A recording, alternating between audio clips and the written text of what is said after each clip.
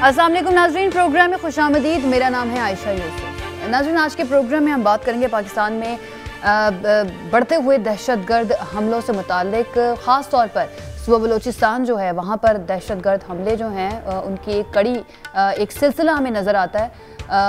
गुज़श्ता रात भी एक अफसोसनाक वाक़या पेश आया जहाँ पर कुछ दहशतगर्दों ने एफसी के कैंप में दाखिल होने की कोशिश की। फायरिंग हुई जिसके नतीजे में हमारे फ़ौजी जवान जो थे शहीद भी हुए, ज़ख्मी भी हुए, लेकिन उसके बावजूद मुकाबला किया और दहशतगर्दों को जहन्नुम वासिल भी किया। लेकिन उसके बावजूद 3 से 4 दहशतगर्द जो हैं उनके बारे में ये कहा जा रहा है कि अभी भी उनकी तलाश जारी है, उनके लिए ऑपरेशन भी किया जा रहा है। ISPR की जानिब से इस सिलसिले में एक प्रेस रिलीज़ हम कह सकते हैं सामने आई, जिसमें उन्होंने कहा कि इस बारे में इन्वेस्टिगेट किया गया तो उन्होंने कम्युनिकेशन इंटरसेप्ट की है उन दहशतगर्दों की और उनके हैंडलर की। अब उनके हैंडलर कहाँ पे बेस्ड हैं? उनके हैंडलर बेस्ड थे अफ़गानिस्तान और इंडिया में। जी हाँ, इससे पहले भी जिस तरह से हमारे मुल्क में दहशत गर्दी होती है तो ताने बाने जाकर हमारे पड़ोसी मुल्क से मिल जाते हैं, यानी कि भारत से मिल जाते हैं। यहाँ पर भी कुछ ऐसा ही हमें नज़र आ रहा है। आज के प्रोग्राम में इसी पर हम बात करते हैं कि ये जो अचानक से एक नई लहर हम देख रहे हैं दहशतगर्दी की, इसके पीछे वजूहात क्या हैं। दूसरा आज का हमारा टॉपिक होगा वज़ीर-ए-आज़म इमरान खान 4 रोज़ा दौरे पर चीन पहुँच गए हैं। उनके हमरा वफाकी वज़रा और एक पूरा वफ्द मौजूद है। बड़ा अहम कहा जा रहा है उनके इस दौरे को। वफाकी वज़रा जो हैं वो ये कह रहे हैं कि बड़े ही इम्पॉर्टेंट टाइम के दौरान ये दौरा जो है होने जा रहा है वज़ीर-ए-आज़म का चाइना के लिए। साथ ही साथ उन्होंने कहा कि पॉलिटिकली और इकनॉमिकली पाकिस्तान के लिए बड़ा ज़रूरी है। शौकत तरीन साहब वज़ीर ख़जाना जो हैं उन्होंने कहा है कि ये जो दौरा है ये इसलिए है कि हम चाइना से मदद लेने के लिए जा रहे हैं। अब ये मदद किस तरह की होगी इसके ऊपर आज हम बात करते हैं। हमारे जो मेहमान हैं आज के उनका मैं तारुफ करवा देती हूँ। जनरल रिटायर्ड एजाज़ अमान साहब हमारे साथ मौजूद होंगे, उसके साथ अमीर अब्बास साहब हमारे साथ मौजूद होंगे, साहब ज़ियाकार हैं, और जमील अहमद ख़ान साहब साबिक सफ़ीन हैं, ये भी हमारे साथ मौजूद होंगे। बहुत शुक्रिया हमारे मेहमानों का हमें ज्वाइन करने के लिए। जनरल साहब, आगाज़ में आपसे करती हूँ सर, ये अचानक से जो इजाफा हम देख रहे हैं मुल्क के अंदर दहशतगर्दों की कार्रवाइयों में, इसके पीछे क्या वजह आपको नज़र आती है? थैंक यू वेरी मच जी। देखिए, बात बड़ी वाज़ेह है और दो टोक के जो पाकिस्तान के मफाद को हर्ट करना चाहते हैं बलूचिस्तान में, ये जो एक स्ट्रेटजिक अलायंस है या स्ट्रेटजिक कन्वर्जेंस ऑफ इंटरेस्ट है चाइना और पाकिस्तान की गवादर में और बेल्ट एंड रोड इनिशिएटिव के एतबार से रिकोडेक की रीनेगोशिएशन और कंसिडरेशन ऑफ द कॉन्ट्रैक्ट से, तो इससे जो भी मफादात हैं स्ट्रेटजिक मफादात, उनको जो कुव्वतें हर्ट करना चाहती हैं वो इनकी पुष्टपनाही कर रही हैं। ये दहशतगर्दी है, ये जंग है, इसे हमने लड़ना है। अब इसको कोई और नाम या रंग दिया नहीं जा सकता। जनरल साहब, एक गैर मुस्तहकम अफगानिस्तान भी इसके पीछे हो सकता है, क्योंकि जो ISPR ने बताया कि जो हैंडलर थे वो अफगानिस्तान में बैठे हुए थे और इंडिया में भी बैठे हुए थे। तो ये गैर मुस्तहकम अफगानिस्तान पाकिस्तान के अमन व अमान के लिए कितना बड़ा खतरा है? देखिए, पाकिस्तान के प्राइम मिनिस्टर भी और हम जैसे जितने भी लोग बैठे हैं जो इन हालात को स्टडी कर रहे हैं, वो सब एक ही बात कर रहे हैं कि जब तक अफगानिस्तान में स्टेबिलिटी नहीं आएगी, एक स्टेबल गवर्नमेंट नहीं होगी, जब तक उनकी हुकूमत को रिकग्नाइज करके उनके एसेट्स लिक्विडेट नहीं किए जाते, उनको लौटाए नहीं जाते 9.2 बिलियन डॉलर, उस वक्त तक तहरीक तालिबान अफगानिस्तान का जो राब्ता है या जो कंट्रोल है, जो गवर्नेंस है अफगानिस्तान पर, उसके मुकम्मल कंट्रोल का मुतालबा करना थोड़ा सा स्ट्रेचिंग द इमेजिनेशन टू फार वाली बात हो जाएगी। तो जब तक उस हुकूमत का पूरे अफगानिस्तान पर मुकम्मल कंट्रोल नहीं है, वो अपनी आर्म्ड फोर्सेस को तनख्वाह नहीं दे सकते, पुलिस को तनख्वाह नहीं दे सकते, अपने सिक्योरिटी के जो अदारे हैं उनको सबको फीड नहीं कर सकते, तो उस वक्त तक उनसे भी ये तवक्को नहीं की जा सकती कि उनका पूरे अफगानिस्तान पर 100% कंट्रोल हो गया है। तो ये एक ऐसा पीरियड है अफगानिस्तान के अंदर इंस्टेबिलिटी का जिसके इम्पैक्ट पाकिस्तान पर भी आ रहा है। तो ये लोग कुन्नड़ में भी हैं और जो नूरिस्तान का इलाका है उसमें भी हैं, जो भी पाकिस्तान के साथ बॉर्डर्स लगते हैं वहाँ पर रह के ये कार्रवाइयाँ कर रहे हैं। और इंडिया और अफगानिस्तान के अंदर बैठे हुए ये एलिमेंट मिल के और इनकी पुष्टपनाही के पीछे और जो अवामिल हैं वो सब इनकी मदद कर रहे हैं। अब उनका वेपन और इक्विपमेंट जो लेके आए हुए थे वो इतना सोफिस्टिकेटेड और हाईटेक है, और नाइट विजन डिवाइसेस ये वही चीजें हैं जो नेटो फोर्सेस अफगानिस्तान में इस्तेमाल करती रही हैं। तो अगर वो वेपन इन लोगों के पास पहुंच गए हैं तो इनके पीछे किसी का हाथ तो है। बिल्कुल। अमीर अब्बास, अफगान तालिबान जब हुक्मरान बने अफगानिस्तान में तो उनसे एक्सपेक्ट यही किया जा रहा था, और उन्होंने ऐलान भी किया था कि अपनी सरजमीन वो किसी के खिलाफ इस्तेमाल नहीं होने देंगे, लेकिन उसके बावजूद हमें नज़र आ रहा है कि उनकी सरजमीन पाकिस्तान के खिलाफ इस्तेमाल हो रही है। और हम ये भी एक्सपेक्ट कर रहे थे कि अफगान तालिबान जब आएंगे तो डेफिनेटली जो अफगानिस्तान को जिस तरह से इस्तेमाल किया जाता था, उसकी सरजमीन को इस्तेमाल किया जाता था पाकिस्तान के खिलाफ, उसमें थोड़ी सी हमें कमी नज़र आएगी होती हुई, लेकिन कमी की बजाय हमें इजाफा होता हुआ नज़र आ रहा है। बहुत शुक्रिया आयशा। देखें, जहां तक इजाफे का ताल्लुक है तो ये जो हालिया दहशतगर्दी की लहर पाकिस्तान में नजर आती है, जिसमें बलूचिस्तान में ये भी नोश की, पंजूर, उससे पहले केच, सुई, और उससे पहले इस्लामाबाद के अंदर जो 4 पुलिस एहलकार गश्त पे थे उनको निशाना बनाया गया, उससे पहले लाहौर अनारकली बाजार जैसे मसरूफ इलाके में एक बैंक के बाहर वाकया हुआ जिसमें 3 लोग मारे गए। तो हमें नए साल के साथ दहशतगर्दी के कुछ वाकयात नजर आते हैं। लेकिन अगर हम इससे पीछे चले जाएं तो 2013 में जब दहशतगर्दी पाकिस्तान में पूरे एपेक्स और क्लाइमेक्स पर थी, तो 2013 में एक साल में दहशतगर्दी के तकरीबन 4000 वाकयात होते हैं पूरे मुल्क में। उसके बाद ऑपरेशन दर ऑपरेशन होता गया, और 2020 में down the line 7 years almost, ये 4000 वाकयात कम होकर 319 वाकयात रह गए पूरे एक साल में। यानी आप अंदाजा कर लें कि कितना फर्क पड़ा दहशतगर्दी में और अमन के लौटने में। उससे अगले साल यानी गुज़श्ता बरस 2021 में ये वाकयात 319 से भी कम रहकर पूरे मुल्क में सिर्फ 207 वाकयात हुए। एक तो ये कि ये जो गुज़श्ता चंद हफ्तों से जो दहशतगर्दी की लहर नजर आ रही है, हमें उसके ऊपर बात करते हुए इस बात को भी सराहना पड़ेगा कि हाँ, हमने काफी हद तक इस दहशतगर्दी का कलाकमा भी किया था। अच्छा, अभी जो अफगानिस्तान की आपने बात की, देखिए अफगानिस्तान में एक बहुत बड़ा इलाका है। मुझे चूंकि खुद फॉल ऑफ काबुल के बाद अफगानिस्तान में जाने का और ऐसे इलाकों में जाने का इत्तेफाक हुआ जहां उससे पहले कोई इंटरनेशनल जर्नलिस्ट नहीं जा सका था, तो ऐसे इलाके हैं अफगानिस्तान में कि जहां आप अपनी पाकिस्तानी आइडेंटिटी को डिस्क्लोज नहीं कर सकते। इधर आपने अपनी पाकिस्तानी आइडेंटिटी डिस्क्लोज की, अगले ही लम्हे आपकी जिंदगी की बका की जमानत आपको कोई नहीं दे सकता अफगानिस्तान में। और ये वो लोग हैं जिसमें टीटीपी के लोग भी हैं। अच्छा, जो आपने ये सवाल उठाया कि अफगानिस्तान की सरजमीन कोई और इस्तेमाल करे, देखिए 15 अगस्त से पहले और 15 अगस्त के बाद एक फर्क है। 15 अगस्त से पहले अफगानिस्तान की सरजमीन इस्तेमाल कर रहा था भारत, जो बाकायदा तौर पर वहां पर मौजूद था, जिसके कॉन्सुलेट्स थे, जिसकी इन्वेस्टमेंट थी, जिसके मलेशिया वहां पे थी। 15 अगस्त के बाद अब उसके तैयार करदा लोग वहां जरूर मौजूद हैं, उसके फंडेड लोग वहां पे मौजूद हैं, लेकिन इस वक्त भारत की प्रेजेंस वहां पे अपनी हैसियत में, एक मुल्क की हैसियत में वहां पर नहीं है। बिल्कुल। अच्छा, नवंबर 2020 में आपको अगर याद हो तो जनरल बाबर इफ्तिखार, DG-ISPR और शाह महमूद कुरैशी साहब ने एक प्रेस कॉन्फ्रेंस की थी, और फिर एक डोजिया तैयार करके हमने ना सिर्फ यहाँ पे अपनी कौम के सामने रखा, बल्कि दुनिया में और अक़वाम मुत्तहिदा तक उसकी गूंज गई थी। उसमें कुछ फैक्ट्स बताए गए थे जो बड़े होशरुबा फैक्ट्स थे। मसलन उसमें यह बताया गया कि 700 की एक मलेशिया तैयार की है भारत ने CPEC को टारगेट करने के लिए, और उस मलेशिया को जो फंड दिया गया है वो $60 मिलियन, यानी $6 करोड़ रखे गए हैं उस मलेशिया को सपोर्ट करने के लिए फाइनेंशियली। अभी आप ये सारे डॉट्स अगर कनेक्ट करें तो अभी बलूचिस्तान के अंदर जो कुछ हो रहा है, या बलूचिस्तान के अलावा बाकी हिस्सों में, तो खासतौर पर बलूचिस्तान में 3 वजूहात है। एक तो जनरल साहब ने जैसे जिक्र किया कि CPEC एक बहुत बड़ी वजह है। दूसरा है बलोच सेपरेटिस्ट जो है, जो अलहदगी पसंद है, अस्करियत पसंद है, और जाहिर बात है जिनको भारत समेत और ताकतें भी सपोर्ट करती है हर तरह से। जी बिल्कुल। और तीसरा जो एक अहम फैक्टर है वो वहां का एक सोशो इकोनॉमिक फैक्टर भी है।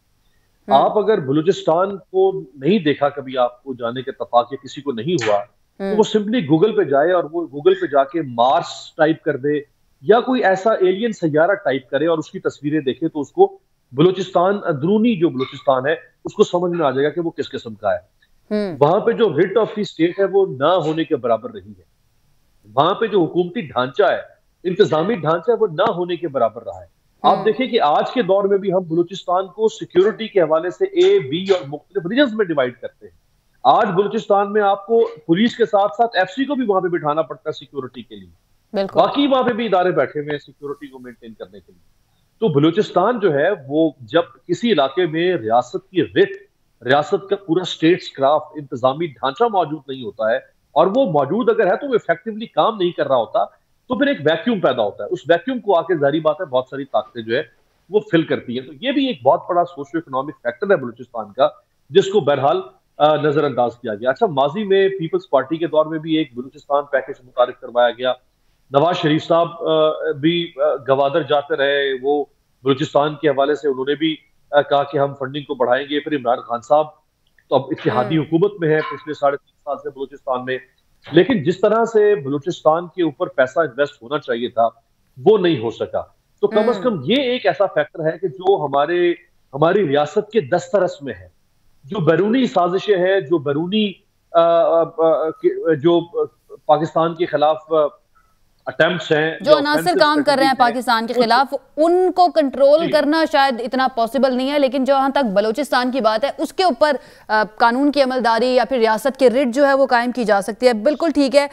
جمیل احمد خان صاحب، یہ کوئی پہلا واقعہ نہیں ہے کہ پاکستان میں کوئی دہشت گردی کی کارروائی کا تانا بانا جا کے بھارت سے ملا ہو، اور اس میں بھی یہی ہوا ہے آج جو ہوا ہے۔ پاکستان کے پاس آپشنز کیا ہے؟ پاکستان کیا کر سکتا ہے؟ نہیں، پاکستان کے پاس تو آپشن یہی ہے جو ہم نے 20 پوائنٹ پر نیشنل ایکشن پلان بنایا تھا، اور اس میں سے جو کلیدی پوائنٹس 5-6 تھے وہ تو آرم فورسز نے اس کو مکمل کر لیا، اور باقی پوائنٹس یا تو پارشلی مکمل ہوئے یا بالکل اس کو لگایا گیا۔ تو جب تک اگر کوئی منصوبہ بندی کی جائے، اس منصوبہ بندی کو جامع طور پر امپلیمنٹ نہ کیا جائے with this feasibility، جس طرح امیر عباس صاحب بھی فرما رہے تھے کہ سوشو اکنامک کنڈیشن، اس میں تمام چیزوں کا ذکر ہے ان 20 نکاتی نیشنل ایکشن پلان میں، اور اس کے علاوہ باقی بہت ساری چیزیں جو ہیں تو وہ کیونکہ نہیں ہوا تو ذرا ایڈریس نہیں ہوا۔ لیکن اس کو ذرا بڑے پیمانے پر، جیو پولیٹیکل پیمانے پر دیکھنا اس کو بڑے ضروری ہے۔ دیکھیں، فالٹ لائنز تو پاکستان میں اور صوبوں میں بھی ہے نا، اور طبقوں میں بھی ہے، ایتھنک فالٹ لائن بھی ہے، سیکٹیرین فالٹ لائن بھی ہے۔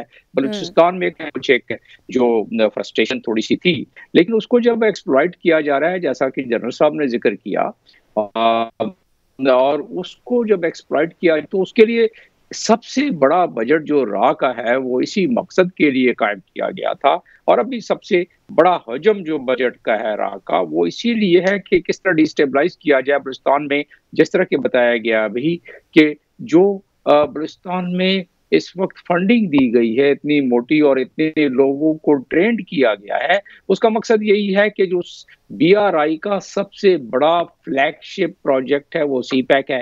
سی پیک اگر بن جاتا ہے تو اوقاس میں اتنی جو اس وقت نئی صف بندی ہوئی ہے، جس میں آسٹریلیا، یو کے اور یو ایس نے مل کر پہلی دفعہ نیوکلیئر سب میرین یعنی نیوکلیئرائز کر دیا اس انڈین اوشن کو اور اس پیسیفک اوشن کو، تو اس کی کوئی تو سبب ہوگا۔ ظاہر ہے 1600 کلومیٹر جو مسافت طے کر کے مال برداری ہوتی ہے، چائنا کا تیل جاتا ہے، سامان ادھر سے آتا ہے، ادھر سے جاتا ہے اس علاقے سے، تو وہ اسٹیٹ آف ملاکا سے ہوتا ہوا، اور جب وہاں اگر مسلس دکھلائے جا رہے ہوں امریکہ اور اس کے الائز کی طرف سے، تو اس کا مقصد کیا ہو سکتا ہے؟ کیونکہ سی پیک کو جتنی جلدی مکمل کرنے کی کوشش کی جا رہی ہے، اس میں چائنا کی جو سافٹ بیلی ہے، یعنی چائنا کی جو ایک ولنریبلٹی ہے، اس میں یقیناً بہت کمی آ جائے گی، کیونکہ 16,000 ناٹیکل مائل سے کم ہو کر یہ 5,000 زمینی فاصلہ رہ جائے گا۔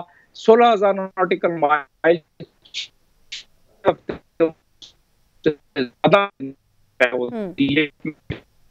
ہوتی ہے، اور روڈ گاڑی کی ہے ان میں وہ چائنا پہنچ جاتے ہیں۔ اس کے بعد M1 کا ٹریک اگر مکمل ہو جاتا ہے، اور ساتھ میں ہماری پائپ جو گوادر،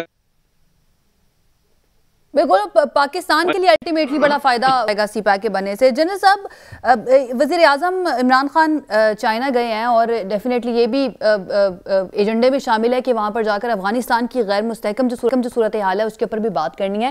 لیکن افغانستان کی انسٹیبلٹی کو لے کر اور سی پیک کو بھی اگر ہم مد نظر رکھیں تو چائنا کا بھی ایک سٹیک شامل ہے کہ اگر پاکستان میں امن نہیں ہوگا تو سی پیک کا پروجیکٹ جو ہے وہ بھی متاثر ہوگا.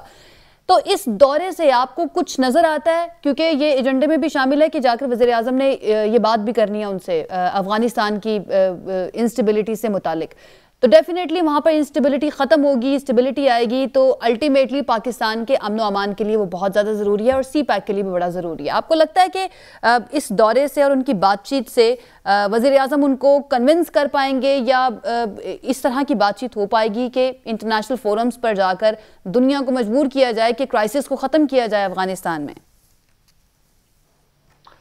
دیکھیں جی, پرائم منسٹر آف پاکستان اپنے تائیں بھی یہ کوشش کر رہے ہیں, اور ہم نے دنیا کو بڑے اچھے طریقے سے, جب ہم نے OIC کی کانفرنس بلائی تھی اس میں پرماننٹ 5 کے ممبرز بھی تھے, یورپین یونین کے بھی تھے, اور تمام نیبرنگ کنٹریز کے بھی جتنے لوگ تھے, ریجنل قوتیں, وہ بھی سارے یہاں پہ موجود تھے.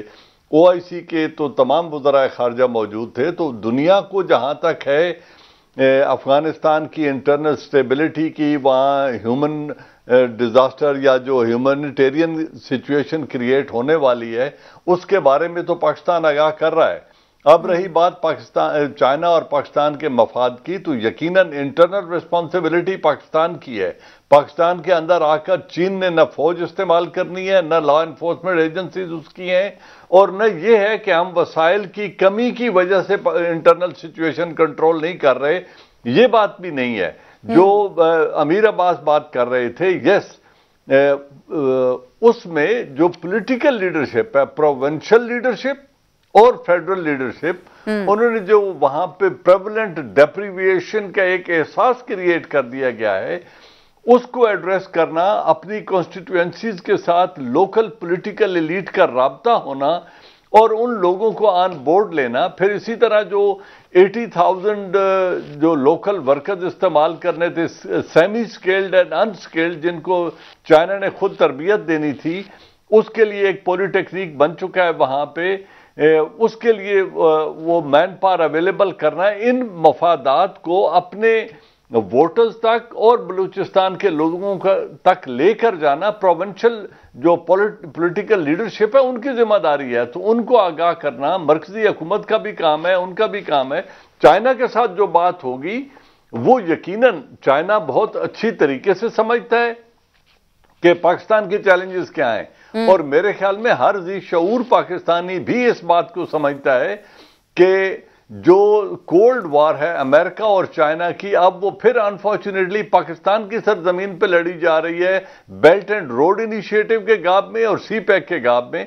اب جو ورلڈ کی معاشی ڈومینیشن ہے, یا جو ایشیا میں ایک راجدھانی بنی ہوئی تھی امریکہ کی, اگر اس میں فرق آتا ہے, کیونکہ چٹاگانگ ہاربر بھی چائنا ڈیولپ کر رہا ہے, ہمبن ٹوٹا اور جو دوسری سری لنکا کی کولمبو ہاربر ہے وہ بھی چائنا ڈیولپ کر رہا ہے, جبوٹی میں بھی چائنا آ کے بیٹھ گیا ہے, ایران کے ساتھ معاہدہ چائنا کا ہو چکا ہے, گوادر چائنا ڈیولپ کر رہا ہے.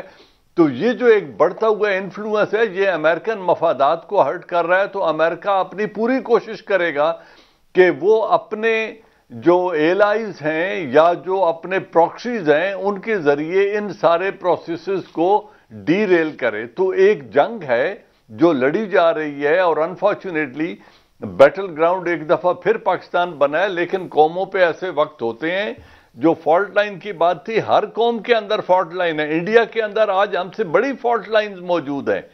وہاں مسلم ہندو فالٹ لائن ہے, ہندو کرسچن فالٹ لائن ہے, ہندو دلت فالٹ لائن ہے, ان کے ناگالینڈ اور میزورام کی فالٹ لائنز الگ ہیں. تو فالٹ لائن تو ہوتی ہیں, لیکن ان کے باوجود جو لیڈرشپ ہوتی ہے وہ ان فالٹ لائنز کو برج کر کے قوم کو یکجہتی پیدا کرتی ہے. وہ جو ایک پولیٹیکل ایشو ہے اس کو ہم نے ڈومیسٹکلی ایڈریس کرنا ہے. اس کے ساتھ مل کر پوری قوم اور آرم فورسز نے جو دہشت گردی کا چیلنج ہے اس سے نمٹنے کے لیے اپنا ایک کردار ادا کرنا ہے.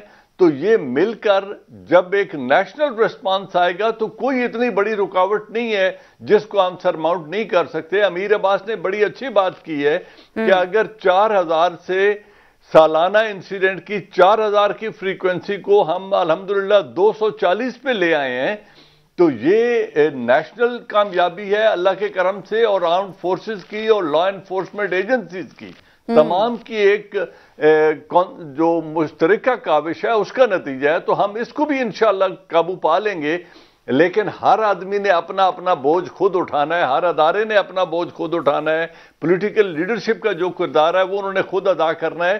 تو چائنا کو آگاہ کرنا، یس یہ ایک آبجیکٹو ہے، چائنا کے ساتھ سولیڈیرٹی شو کر کے اپنی اسٹریٹجک ڈائریکشن کو واضح کرنا دنیا پر، یہ دوسرا مقصد ہے پرائم منسٹر کے وہاں جانے کا.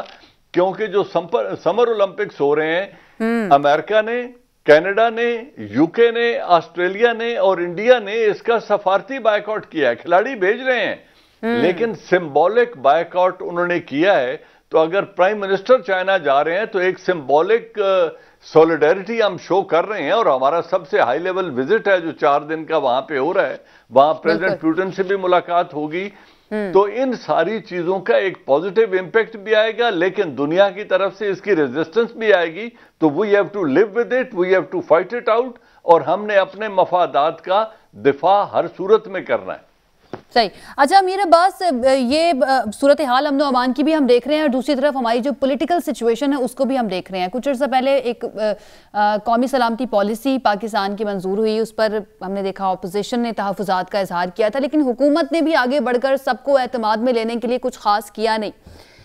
کیا لگتا ہے آپ کو یہ وقت ایسا ہے کہ ساری سیاسی جماعتیں جو ہیں وہ اکٹھی ہوں؟ حالانکہ ہوتی ہوئی ہمیں نظر نہیں آ رہی ہیں، کیونکہ کوئی اپنا مارچ کر رہا ہے، کوئی کچھ کہہ رہا ہے. ابھی میڈیکل رپورٹ پر بات ہوتی ہے، کبھی کہا جاتا ہے کہ وہ بیمار ہیں نہیں ہیں. تو کتنا ضروری ہے تمام سیاسی جماعتوں کو اس وقت میں جو اتنا کروشل ہے پاکستان کے لیے اکٹھا ہونا؟ عائشہ اب اگر اجازت دے تو جو پہلے سوشل اکنامک فیکٹرز کی بات ہوئی ہے اس میں میں ایک پوائنٹ اور ایڈ کر دوں مزید وضاحت کے لیے آپ کے دیکھنے والوں کے. جی دیکھیں بلوچستان کے اندر جو پہلی سرکاری ویمن یونیورسٹی بنی ہے وہ پاکستان بننے کے 10 سال 20 سال 30 سال 50 سال نہیں، پاکستان بننے کے 56 سال کے بعد بنی. میں بلوچوں کو جا کے کوسوں، میں بلوچوں کو کہوں کہ تم غدار ہو اس ملک کے، میں بلوچوں سے کہوں کہ تم عسکریت پسندی کرتے ہو، تم شر پسندی کرتے ہو، تم جا کے بک جاتے ہو بھارت کے ہاتھوں، یا میں اس ملک کے اس حکمران طبقے سے سوال کروں کہ جنہوں نے 56 سال ایک صوبے کے اندر ویمن یونیورسٹی نہیں دی. ہمیں فیکٹس کے اوپر ہمیں سچ بتانا پڑے گا اس قوم کو. جب ولنریبلٹیز بڑھتی ہے سوسائٹیز میں ان کو ایکسپلائٹ کیا جاتا ہے. یہ دنیا کا اصول ہے، جس بھی ملک میں ولنریبلٹی ہوگی اس کا دشمن آ کے چوٹ مارے گا اس کو. آپ یہ توقع نہیں کر سکتے کہ آپ کے یہاں اتنی ولنریبلٹیز ہوں اور کوئی آپ کا دشمن جو ہے وہ آپ کو ذکر نہ پہنچائے، آپ کو نقصان نہ پہنچائے. ہر ملک اپنے نیشنل انٹرسٹ کے لیے دوسرے ملک کو چوٹ مارتا ہے. 56 سال آپ نے یہ ایک چیز میں نے آپ کو بتائی ہے، ایک چیز میں آپ کو اس صوبے کی پوری گورننس کی کہانی آپ کے سامنے رکھوں، رونگٹے کھڑے ہو جائے لوگوں کے. اور وہ جانتے ہیں وہ یونیورسٹی کہاں بنی؟ وہ ایک ہاسپٹل تھا، جس ہاسپٹل کے اندر وہ پرویز مشرف جس کو ڈکٹیٹر کہتے تھے، جمہوریت کے چیمپئن آتے رہے، اس ڈکٹیٹر نے وہ یونیورسٹی بنائی اور ایک ہاسپٹل کے اندر فوری طور پہ وہ یونیورسٹی شروع ہوئی.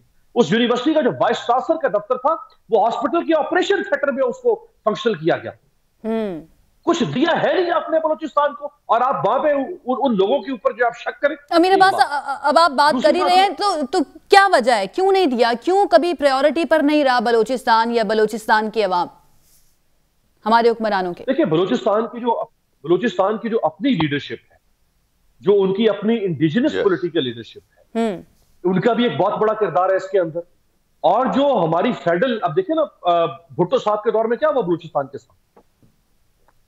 آج تو پیپلز پارٹی جو وہ سینے ہاتھ پر ہاتھ مار کے کہتی ہے کہ ہم سے بڑا کوئی جمہوریت کا چیمپئن نہیں ہے. کیا کیا بھٹو صاحب نے بلوچستان کے ساتھ؟ اور اس کے بعد پھر فیڈرل گورنمنٹ جو آتی رہی انہوں نے بھی نظر انداز کیا تھا. بلوچستان تو چلے بہت دور ہے نا، یہ فاٹا تو بالکل اسلام آباد کے قریب ہے، یہاں سے 3 گھنٹے 4 گھنٹے کی ڈرائیو کے بعد آپ ٹرائبل ایریا میں داخل ہو جاتے ہیں. آپ نے 74-73 سال تک اس ملک میں ایک ٹرائبل ایریا علیحدہ سے مینٹین کر کے رکھا ہوا تھا، اور آپ نے کہتے یعنی آپ کی سٹیٹ کہتی تھی کہ یہ نو گو ایریا، یہ علاقہ غیر ہے. کبھی کسی ملک میں یعنی نان سینس قسم کے ہم بن چکے ہوئے تھے کسی ملک میں کبھی کسی اسٹیٹ نے بھی کہا ہے کہ میرا فلاں حصہ علاقہ غیر ہے؟ غیر کہتے ہیں، دشمن کہتے ہیں، مخالف کہتے ہیں کہ یہ تمہارا فلاں علاقہ غیر ہے. ہم خود کہتے تھے کہ یہ ہمارا علاقہ غیر ہے. 72-73 سال تک ہم نے ان کو کاٹ کے علیحدہ رکھا ہوا تھا. ان کو پتا ہے کہ ان کے پاس کوئی ریسٹورنٹس ہے، ان کے پاس ہے تو یہ آپ کے یہ اسلام آباد اور لاہور جیسے شاپنگ مالز، کیا ان کے پاس کوئی فاسٹ فوڈ آؤٹ لیٹس ہے؟ کیا ان کے پاس کوئی سنیماز ہے؟ کیا ان کے پاس کوئی جدید یونیورسٹیز ہے، جدید پرائیویٹ کالجز اور سکولز ہے؟ کیا ان کے پاس کوئی ریکریشنل ایکٹیویٹیز ہے؟ کیا ان کے پاس کوئی پارکس ہے، کوئی پلے گراؤنڈز ہے؟ کیا ان کے پاس کوئی واٹر تھی؟ ان کو کوئی آپ نے نارمل انسانوں جیسی لائف دی ہے؟ چاہے ٹرائبل ایریا ہو چاہے بلوچستان ہو، آپ نے ان کو کاٹ کے ان کو پتھر کے زمانے میں دھکیل کے رکھا ہوا تھا. اس میں آپ کی فیڈرل گورنمنٹ کی پالیسیز بھی شامل ہے، اس میں آپ کی جو کنسرن پروونشل ایڈمنسٹریشن رہی ہے ان کی بھی پالیسیز شامل ہے. تو یہ تقریباً سب کا اس میں قصور ہے، کسی ایک کے اوپر آپ اس کا الزام نہیں لگا سکتے ہیں. جہاں تک آپ نے بات کی آپ کے جو ڈومیسٹک ابھی جو ہماری پولیٹیکل حالات ہیں اس میں کیوں نہیں کوئی بہتر وے آف نکل سکتا، دیکھیں آپ کے سارے جو پالیٹیشینز ہیں، کیونکہ آپ نے پولیٹیکل پارٹیز کے حوالے سے سوال کیا جی، جب آپ کا ہر پالیٹیشین وہ اقتدار کے سنگھاسن پر بیٹھنا چاہتا ہے اور اس کا مطمع نظر یہ ہے کہ میں کسی طرح سے دوسرے کی ہڈی نوچ کے گد کی طرح اور اقتدار کے منصب پر بیٹھوں، چاہے وہ گورنمنٹ ہو چاہے وہ اپوزیشن ہو. گورنمنٹ چاہتی ہے کہ میں نے ہر حال میں بائی ہک اینڈ کروک اقتدار کو بچا کے رکھنا ہوتا ہے، ہر دور کی اپوزیشن کہتی ہے کہ میں نے کسی نہ کسی طرح سے حکومت کا نیچے اتارنا ہے، ذلیل کرنا ہے، اسے گھسیٹنا ہے. یہی ٹگ آف وار چلتی آ رہی ہے. اپرچونسٹ ہو جائے جب آپ کا پالیٹیشین، ابن الوقت ہو جائے جب وہ اقتدار کا حریص ہو جائے، اقتدار کا لالچ اس کے اندر پنپ رہا ہو ہر وقت اور اس کے اندر ایک نیشنل سوچ ہی نہ پائی جاتی ہو، تو پھر آپ کیسے یہ توقع کر سکتے ہیں کہ پیپلز پارٹی، نون لیگ، عمران خان آ کے بیٹھے اور تالیاں بجائیں اور گڈی گڈی ہو جائیں اور جفیاں ڈالیں اور ایک دوسرے کے ساتھ بڑا رومانس؟ نہیں ہو سکتا نا یہ. اور آپ کی پالیٹکس اتنی پولرائز ہو چکی ہے، سوسائٹی آپ کی اتنی پولرائز ہو چکی ہے کہ کوئی کسی دوسرے کو ایکسپٹ کرنے کو تیار نہیں ہے. اچھا، اب زیادہ جو ذمہ داری ہے، میری اپنی ذاتی رائے یہ ہے کہ وہ گورنمنٹ آف دی ڈے کی ہوتی ہے. آپ عمران خان صاحب کا رویہ دیکھ لیں کہ مسلسل بھائی مانا کہ نواز شریف چور ہوگا، آصف زرداری چور ہوگا آپ کی نظر میں، لیکن آخر وہ سسٹم کا حصہ تو ہے نا، چور ہے تو سسٹم کا حصہ تو ہے نا. وہ الیکٹڈ بھی ہیں، ان کے پاس پولیٹیکل پارٹیز بھی ہیں، وہ آپ کے الیکشن کمیشن میں رجسٹرڈ بھی ہیں، ان کے پاس پھر آپ ان لوگوں کی بھی باتیں سنتے ہیں. آپ نے وہ احمد جواد صاحب کی بھی سنی ہوگی، وہ کہتے ہیں کہ وہ تو خوش ہوتے ہیں اور شاباشی دیتے ہیں جو جا کے میڈیا کے اوپر یا پارلیمنٹ کے اندر جا کر بات کرتے ہیں یا کسی کو نام دے کر بلاتے ہیں، کوئی مخصوص نام دے کر. جمیل صاحب، یہ جو امیر عباس بات کر رہے ہیں آپ بھی سن رہے ہیں، ہماری سوسائٹی اتنی زیادہ پولرائز ہو چکی ہے کہ ہر شخص جو ہے جو اس وقت سیاست میں ہے وہ یہ چاہتا ہے کہ اس کی پارٹی کا اقتدار آ جائے یا وہ کرسی پر جا کر بیٹھ جائے. اس چیز نے کتنا زیادہ نقصان پہنچایا ہے ہمارے ملک میں جو اس وقت صورتحال ہے امن و امان کی، اس کو کتنا زیادہ نقصان پہنچایا ہے؟ کیونکہ جب آپ کو نظر آتا ہے، دشمن کو نظر آتا ہے کہ جو اس ملک کے بڑے ہیں وہ ہی اکٹھے نہیں ہیں، خاص طور پر ملکی مفاد کے لیے، نیشنل انٹرسٹ کے لیے، تو پھر اس کو لوپ ہولز تو نظر آتے ہیں نا جہاں پر وہ اٹیک کر سکتا ہے. جی، یہ 7 دہائیوں کی کہانی ہے اور ان 7 دہائیوں میں جو جس معاملے میں انوالو رہا، ہم ان کو مورد الزام ٹھہرانا تو چلیں ہمارا حق ہے، لیکن یہ بھی دیکھنا پڑے گا کہ اب اس سٹیج سے آگے ہم کیا کر سکتے ہیں اور اس کے مزید سلوشنز کیا تلاش کر سکتے ہیں. اور یہ حقیقت ہے کہ ہمارے جو لیڈرشپ رہی ہے اس پر ہم زیادہ کوئی فخر نہیں کر سکتے ہیں زیادہ تر لیڈران پر. لیکن سر اس کے لیے لیسن لرن کرنا بھی تو ضروری ہے نا. جو گزر چکا ٹھیک ہے اس میں نہیں جاتے، لیکن اس سے لیسن کسی نے کچھ لرن کیا آپ کو لگتا ہے جس کی بیس پر ہم آگے کی طرف بڑھیں اور دوبارہ وہ غلطیاں نہ کریں؟ قوم نے تو بہت زیادہ بھگتا بھی اور لیسن بھی لرن کر لیا، لیکن کیا لیڈرشپ نے لیسن لرن کیا یا نہیں کیا؟ کوئی سبق سیکھا یا نہیں سیکھا؟ میرا ماننا یہ ہے کہ نہیں سیکھا، اور نہیں سیکھا جس کی وجہ سے آج جو گورننس کی یہ حالت ہے ہم وہ بھگت رہے ہیں. اور جتنے مسئلے اور مسائل کا انبار ہمارے پاس لگ گیا ہے اس وقت، جتنے ہم 200 تقریباً 63 بلین ڈالر ایکسٹرنل اور انٹرنل ڈیٹ کے ہم اس وقت جو تلے دب گئے ہیں، اس وقت شنید یہی ہے کہ پرائم منسٹر چائنا گئے ہیں تو وہاں بھی 3 بلین چائنا، 1 بلین قازقستان اور 1 بلین رشیا، اس سے بھی کیونکہ ہمارے جو اس وقت حالات ہیں کہ ٹریڈ ڈیفیسٹ 28 بلین کا ہو گیا ہے 7 مہینوں کے اندر، تقریباً $4 بلین ہر مہینے کا ٹریڈ ڈیفیسٹ ہمارے پر جا رہا ہے. یہ اس کے علاوہ ہے جو باقی حالات خراب ہیں. تو ایک طرف یہ سارے معاملات جو اس وقت احاطہ کیا گیا ہے تقریباً 7 دہائیوں سے زیادہ کا، اس کا وہی تو جس کی وجہ سے تو ہم یہ بھگت رہے ہیں ابھی. اب رہا سوال کہ قومیں یہاں سے آگے چلتی ہیں، اور پھر جو ہم یہاں دیکھ رہے ہیں ابھی تو آپ کے سامنے مثال دی گئی کہ جب ہم نے ایک مصمم ارادہ کیا، اس مصمم ارادے میں 4000 انسیڈنٹ سے ٹیررسٹ سے 200 سے کچھ زیادہ ٹیررسٹ انسیڈنٹ پہ ہم ریڈیوس کر کے لے آئے. تو اس میں پھر یہی ہے نا کہ تھی مسئلے سے بڑھ کر جنہیں مصلحت پسند وہ لوگ جان بوجھ کر انجان ہو گئے، لیکن وطن کی سرحد گل رنگ ہے گواہ، جو لوگ پرخلوص تھے قربان ہو گئے. یہ قوم تھوڑی سی اور قربانی مانگتی ہے. اس قوم میں ہمارے پاس بہت سارے ٹیلنٹس موجود ہیں. ہم اگر یہی الاپتے رہیں گے کہ یہ چور ہے، یہ ڈاکو ہے، یہ سب کچھ کر گیا، تو ہم نے اپنی لیڈرشپ دکھانی ہے. جنرل صاحب یہاں بیٹھے ہیں، کوئی نیا کمانڈر اگر بٹالین کی کمانڈ سنبھالتا ہے تو یہ نہیں کہہ سکتا کہ جی مجھ سے پہلے یہ بٹالین ابھی نئی ریز ہوئی ہے، میں کچھ نہیں کر سکتا، میں تو ان کو جنگ میں نہیں لے کے جا سکتا. یہ سارے خراب لوگ میرے بٹالین میں ہر بٹالین سے چھانٹی کر کے میرے پاس آ گئے، اب میں کیا کروں، اب تو کچھ نہیں کر سکتا. کبھی ہم نے یہ سنا ہے اچھے اداروں میں؟ تو اسی طرح لیڈرشپ جو ہے ادارے ہمارے موجود ہیں، وہ سزائیں دیں، جزا دیں، ان کو جو کرنا ہے وہ تو قانون کرے گا نا. ہمیں آگے بڑھنا ہے. ہماری لیڈرشپ نے ہمیں وہ راہ اور وہ راستے دکھلانے ہیں، جس راہ اور راستے سے جن فالٹ لائنز کا ہم نے ذکر کیا، جس بات کا امیر عباس صاحب نے بھی ذکر کیا، بلوچستان کی محرومیاں، کسی اور جگہ کی محرومیاں، کچھ اور معاملات، تمام کی تمام جو ہے وہ ان کو کرنا پڑے گا. جب تک کہ لیڈر یہ نہ کرے کہ حیات لے کے چلو، کائنات لے کے چلو، اور چلو تو سارے زمانے کو ساتھ لے کے چلو. جب تک لیڈر میں یہ خوبیاں نہیں ہوں گی تو قوم اس کو بھگتے گی. قوم کا تو اس میں کوئی ٹھیک ہے سر، یہیں سے کنٹینیو کرتے ہیں، مجھے ایک بریک لینی ہے، یہیں سے کنٹینیو کریں گے. اور لیڈرشپ کی بات کی، لیڈرشپ پاکستان کی جو ہے وہ اس وقت چائنا میں موجود ہے 4 روزہ دورے پر. اس دورے کا مقصد، اس کے فائدے کیا ہو سکتے ہیں، پاکستان اور چائنا کے تعلقات اس دورے کے بعد کیا مزید اسٹرینتھن ہو سکتے ہیں؟ ایک بریک کے بعد اس پہ بات کریں گے. Stay with us.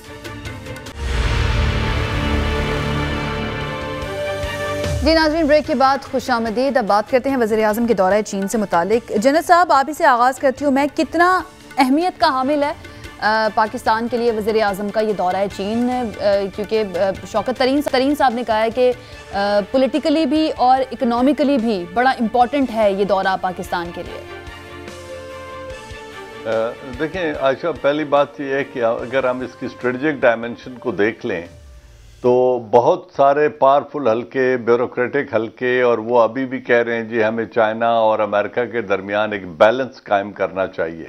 وہ بھائی ہم تو کرنا چاہیں گے، کیا امریکہ بھی یہ بیلنس چاہتا ہے؟ ایک تو اس بات کو دیکھ لیں. دوسری بات، ایک طرف وہ ملک ہے کیونکہ ان کی آپس میں ایک کولڈ وار ہے، ایک پولیٹیکل رائیولری ہے، ایک بڑھتے ہوئے اکنامک انفلوئنس کو دوسرا دنیا جو بڑی قوت ہے وہ اپنے لیے تھریٹ سمجھتی ہے. امریکہ اپنے لیے چائنیز بڑھتی ہوئی economic influence and out reach کو اپنے لیے ایک معاشی چیلنج اور تھریٹ سمجھتا ہے. یہ رائیولری ابھی پاکستان میں پلے کر رہی ہے بیلٹ اینڈ روڈ انیشیٹو اور گوادر کی صورت میں. اب دیکھنا یہ ہے کہ ایک طرف ایک پریزیڈنٹ ہے جو پرائم منسٹر سے بات نہیں کرنا چاہتا. ٹونی بلنکن کہتے ہیں ان کی آج تک شاہ محمود قریشی صاحب سے بات نہیں ہوئی. دوسری بات، وہ یہ کہتے ہیں کہ 20 برس کے تعاون کے بعد ان کا یہ کہنا اپنے ایک فارمل بریف میں کہ پاکستان نے دوگلی پالیسی اختیار کی ہے 20 برس وار آن ٹیرر کے اوپر. پھر وینڈی شرمن انڈیا کے دورے پہ کہتی ہیں کہ پاکستان کے ساتھ ہماری اسٹریٹجک ریلیشن شپ اب نہیں ہے، اب ٹرانزیکشنل ریلیشن ہوگی اور ایشو بیسڈ ریلیشن شپ ہے پاکستان کے ساتھ. دوسری 5واں پوائنٹ کہ ہندوستان کے ساتھ نان پی ٹی کے سگنیٹری نہ ہونے کے باوجود ان کو تو نیوکلیئر فیول پرووائڈ کیا جا رہا ہے, ان کو این جی ایس کا سٹیٹس دیا جا رہا ہے, اور پھر ان کے ساتھ جو معاہدے ہو رہے ہیں وہاں نہ ان کو ہیومن رائٹس وائلیشن نظر آتی ہے, نہ چائنا کے ساتھ بڑھتے ہوئے امریکہ کے ساتھ رشیا کے ساتھ S-400 کی ڈیل نہ ان کو کھٹکتی ہے جو ٹرکی میں کھٹک رہی تھی. اور اگر چابہار کو ڈیولپ کر کے ریل روڈ لنک کابل تک ایران سے ہوتا ہوا لے جائے انڈیا تو ان کو ایک ایکسیپشنل سٹیٹس دیا جاتا ہے. دوسری طرف پاکستان ہے, تمام پابندیاں پاکستان کے لیے ہیں, تو امریکہ نے ایک اسٹریٹجک ڈائریکشن اور اپنے اسٹریٹجک الائی کا اس ریجن میں بڑی واضح انڈیکیشن دے دی ہے, انتخاب کر لیا ہے. تو اس موقع پر پاکستان کے پرائم منسٹر کا ایران کے ساتھ سولیڈیرٹی شو کرنا, میں سمجھتا ہوں اپنی اسٹریٹجک ڈائریکشن کو ایک تو بڑا واضح طور پہ ہم نے بیان کر دیا ہے اور کرنا ہے. اس کا یہ مطلب نہیں ہے کہ ہم نے امریکہ سے اعلان جنگ کرنا ہے, لیکن امریکہ سے تعلقات اتنے ہی رہیں گے جتنے امریکہ رکھنا چاہتا ہے. ڈومینیٹنگ پوزیشن میں امریکہ ہے, پاکستان ڈکٹیٹ نہیں کر سکتا. دوسری بات, جب وہ چائنا آپ گئے ہیں, آپ نے جو بات کی, لیکن پاکستان نے ریسنٹلی یو ایس ڈیموکریسی سمٹ ہونا تھا, اس میں پاکستان نے شرکت سے انکار کیا. اس کے بعد وزیر اعظم نے جو ایک ایبسولوٹلی ناٹ کا نعرہ لگایا تھا, ٹھیک ہے آپ کوئی ہوائی اڈے یا پھر بیسز نہیں دینا چاہتے, ہم لوگ بھی, پوری عوام بھی یہی چاہتی ہے کہ پاکستان کو استعمال نہ کیا جائے, لیکن ڈپلومیسی کیا اسی طریقے سے ہوتی ہے, کیا اسی طریقے سے ہینڈل کیا جانا چاہیے تھا؟ دیکھیں ڈپلومیسی میں اب وہ چیزیں اس طرح نہیں رہ گئیں. ڈپلومیسی ہوتی ہے نان کمیٹل اپروچ, کہ آپ سارے دروازے کھلے رکھیں. میں یہی چیز کہنے کی کوشش کر رہا ہوں, اور تھوڑا سا سفارتی تعلقات کا ایکسپیرینس مجھے بھی ہے, میں بھی ایمبیسڈر رہا ہوں 2 سال. آپ امریکہ کے ساتھ تعلقات اتنے ہی بہتر بنا سکتے ہیں جتنی امریکہ آپ کو اجازت دے گا. جہاں آپ ان کا انٹرسٹ سرو کریں گے وہاں وہ آپ کے لیے دروازہ کھولیں گے, ادروائز وہ آپ کو ڈکٹیٹ کریں گے, ہماری منشا کے مطابق وہ تعلقات نہیں رکھیں گے. اب جو ہمارے نیبرہڈ میں چائنا ہے, جن کا اسٹریٹجک انٹرسٹ ہمارے ساتھ کنورج کر رہا ہے, جو انویسٹ کر رہے ہیں, فردر انویسٹمنٹ کرنے کو تیار ہیں, جن کے ہمارے 74 سالہ تعلقات میں کوئی اونچ نیچ نہیں آیا, ہمیشہ وہ بڑھتے ہی چلے گئے ہیں. اور دوسری طرف دونوں طرف سے ہم سمجھتے ہیں امریکہ نے ہمیں 72 ایئرز استعمال کیا ہے اور جب چاہا ہے ہمیں ڈچ کر دیا ہے. اسی طرح امریکہ سمجھتا ہے کہ ہم نے انہیں استعمال کیا ہے اور جب چاہا ہے انہیں بیٹرے کیا ہے. تو ایک طرف ٹرسٹ ڈیفیسٹ کی داستان ہے 72 ایئرز کی, اور دوسری طرف مسلسل گریجول امپروومنٹ کی داستان ہے چائنا کے ساتھ. اور اب ان انوائرمنٹ کے اندر رہتے ہوئے اگر ہم نے سولیڈیرٹی شو کی ہے تو میرے خیال میں ہمیں اپنی اسٹریٹجک ڈائریکشن کا بڑا واضح انتخاب کرنا چاہیے, جو کہ پرائم منسٹر آف پاکستان نے کیا. اب ڈیموکریسی سمٹ میں ہوا کیا تھا؟ پہلی بات یہ ہے کہ اگر وہ ڈیموکریسی سمٹ ہے اور اس میں چائنا اور رشیا کو دعوت نہیں دی جاتی لیکن تائیوان کو دی جاتی ہے تو ڈیموکریسی کا کیسا سمٹ ہے؟ اور دوسری بات, تیسرے دن پر پاکستان کے پرائم منسٹر کو یہ کہا گیا کہ آپ اپنا 3 منٹ کا ایک وی لاگ بنا کے بھیج دیں جس کو سمٹ کے تیسرے دن پلے کیا جائے گا اور آپ کی ہم سمجھیں گے کہ شرکت ہو گئی ہے, جس کو پاکستان کے پرائم منسٹر نے اپنے لیے ایک تضحیق سمجھا اور انہوں نے اس کو انکار کر دیا. یعنی this is the right move. ہماری بھی ڈائریکشن واضح ہے, وزیر اعظم نے جو واضح کر دیا ہے اب کہ کس کے ساتھ فیوچر ہے یا کس کے ساتھ اسٹریٹجک تعلقات فیوچر میں ہو سکتے ہیں, تو انہوں نے اس چیز کو اب واضح کر دیا, کلیئر کر دیا, اور ان کی یہ ٹھیک موو ہے. پچھلی گورنمنٹس نے بھی ایسا ہی کیا تھا جب روس اور امریکہ یا یو ایس ایس آر اور یونائٹڈ اسٹیٹ کے درمیان کولڈ وار تھی, تو لیاقت علی خان سے لے کر جو تھی dismemberment of U S S R, اس وقت تک جو کولڈ وار تھی پاکستان نے واضح ڈائریکشن کا انتخاب کیا ہوا تھا امریکہ کی طرف. और रूस के साथ हमारे कोई ताल्लुकात नहीं थी, जिसकी वजह से कश्मीर के ऊपर यूएसएसआर ने वीटो भी किया था। तो उस वक्त भी हम एक ही सिमत में देख रहे थे, क्योंकि दोनों को साथ लेके चलना मुमकिन नहीं था। अनफॉर्चुनेटली आज सिविल वार चाइना और रशिया के दरमियान है। एक कुव्वत हमारे पड़ोस में है जो हर तरह के ताउन के लिए तैयार है, और एक कुव्वत 7 समंदर पार है जो वहां से वो पिछले 72 साल की तरह डिक्टेट करना चाहती है। तो हमारी लीडरशिप को चाहिए कि अपनी वाज़े डायरेक्शन का इंतखाब जो किया है, जो पाकिस्तान के मफाद में है, उस डगर पे चलें और अपनी कुव्वत पर, कुव्वत बाजू पे भरोसा करें और अल्लाह की ज़ात से मदद मांगें और अपनी डायरेक्शन का इंतखाब करके चलें। मैं तो इसको यूं समझता हूं, क्योंकि सबको साथ लेके चलना मुमकिन कभी भी नहीं होता, नहीं है अकॉर्डिंग टू यू। ठीक है अमीर अब्बास, डेफिनेटली इम्पॉर्टेंट दौरा ये, लेकिन उससे भी ज़्यादा जो इस वक्त सूरत हाल गंभीर है वो हमारे मुल्क में मुआशी मसला है। महंगाई बहुत ज़्यादा है, आवाम बहुत ज़्यादा परेशान है। IMF की फाइनली किस्त जो हमें मिलनी थी वो मिल गई है, और वैसे हमारे ऊपर कर्जा बहुत ज़्यादा है, लेकिन मुझे ये चीज़ देख के भी बड़ी हैरानी हुई कि उस किस्त के मिलने पे, ठीक है वो पाकिस्तान के लिए ज़रूरी है, लेकिन उसके ऊपर शादियाने बजाए जा रहे थे। चाइना कैसे हेल्प कर सकता है पाकिस्तान की इन मुआशी मसलों से निकलने के लिए? देखिए, अभी इस दौरे में एक किताब तैयार की गई है जिस किताब को नाम दिया गया है पिच बुक। ये जो पिच बुक है, ये दरअसल कुछ आइडियाज पिच करेगी चाइनीज गवर्नमेंट को, और प्राइम मिनिस्टर इस किताब को खुद पेश करेंगे चाइनीज प्रेसिडेंट को भी, प्रीमियर को भी, और जिन वहाँ की कारोबारी वफूद से अगर इनकी कोई मुलाकातें होंगी। उस किताब में पाकिस्तान के अंदर जो इन्वेस्टमेंट का पोटेंशियल है उसका जिक्र किया गया है कि कौन कौन से शोबे हैं, कहाँ कहाँ पे आप सरमायाकारी करना चाहते हैं और आप कर सकते हैं। इसके अलावा अगर कोई चाइनीज इन्वेस्टर पाकिस्तान आते हैं तो उनको हम कौन सी मराद दे सकते हैं, कौन सी सहूलियात दे सकते हैं, उनका भी जिक्र इस किताब के अंदर किया गया है।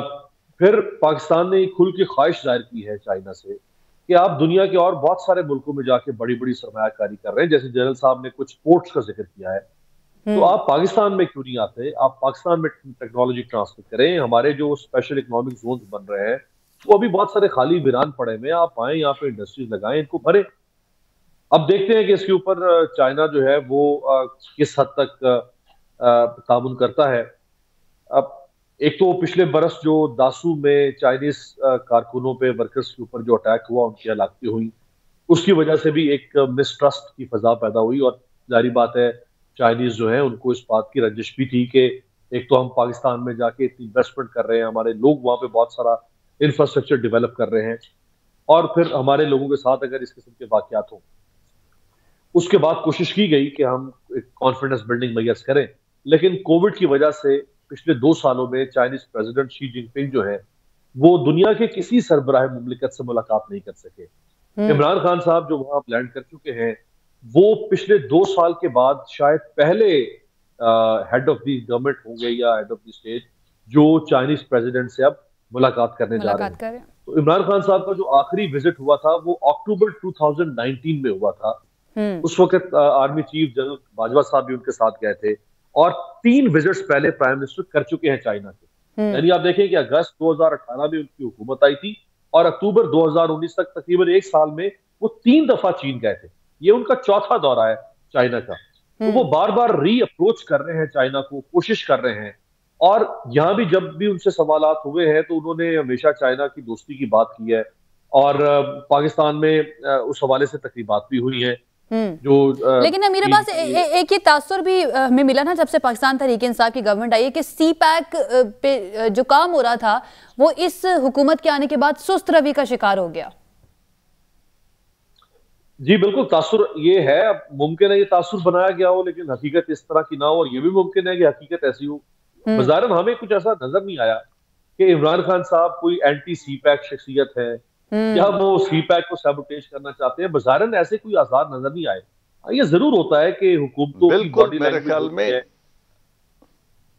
जी, हुकूमतों की बॉडी लैंग्वेज ऐसा नहीं है जो अमीर अब्बास कह रहे हैं, बिल्कुल दुरुस्त बात है कि जी जी जी जो उसमें 1-2 प्रॉब्लम्स आए, जो उस जो उसमें एक दो डिफिकल्टीज आई, एक तो जो अमीर अब्बास ने कहा है ना कि देखें ईरान के साथ $425 बिलियन का मुआहदा वो 25 साल के लिए कर रहे हैं। हालांकि पूरी दुनिया की तरफ से इकोनॉमिक सैंक्शंस हैं ईरान के ऊपर, लेकिन हमारे साथ टोटल मुआहदा $65 बिलियन का है, जिसमें से 80% सिविलियन इन्वेस्टमेंट है या प्राइवेट कंपनीज की। दो वो नोरेनको के अंडर ही काम करती हैं, लेकिन इन्वेस्टमेंट प्राइवेट कंपनियों की है, तो इसमें मजीद बूस्ट करने की जरूरत है। ये जो पिच बुक की बात कर रहे हैं, इस पे ये बात होगी। जहां पाकिस्तान में थोड़ा सा डिफरेंस आया वो शायद इस वजह से था कि जो उनके पावर प्रोजेक्ट्स थे, जिनके से हम लोग मेरे ख्याल में 8.6 सेंट पर यूनिट पे ले रहे थे, जबकि हमारे आईपीपीज के जो लगाए हुए पुराने कोल पावर प्रोजेक्ट्स थे ओल्ड टेक्नोलॉजी के,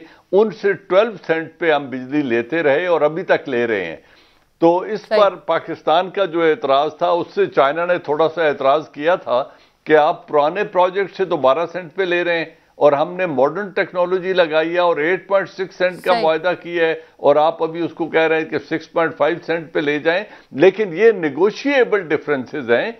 हर हुकूमत अपने मफाद का दिफा करती है, लेकिन ये मेक एंड ब्रेक पोजीशन नहीं है। पाकिस्तान कैन निगोशिएट किया जा सकता है। ठीक है, वक्त मेरे पास कम रह गया, मैं जमील अहमद खान साहब का भी कमेंट ले लूं। जमील साहब, ये बताइएगा कि इस दौरे के बाद आपको लगता है कि सी पैक प्रोजेक्ट के ऊपर काम जो है उसकी रफ्तार भी तेज होगी और कुछ हद तक वज़ीर आज़म जो हैं वो कन्विंस कर भी पाएंगे, और उन्होंने वहाँ पर कुछ लोगों से भी, कुछ बिजनेसमैन से भी मुलाकात कर रही हैं जो पाकिस्तान में सरमायाकारी के लिए उनको कहा जाएगा या उनको वो पिच बुक जो है वो पेश की जाएगी।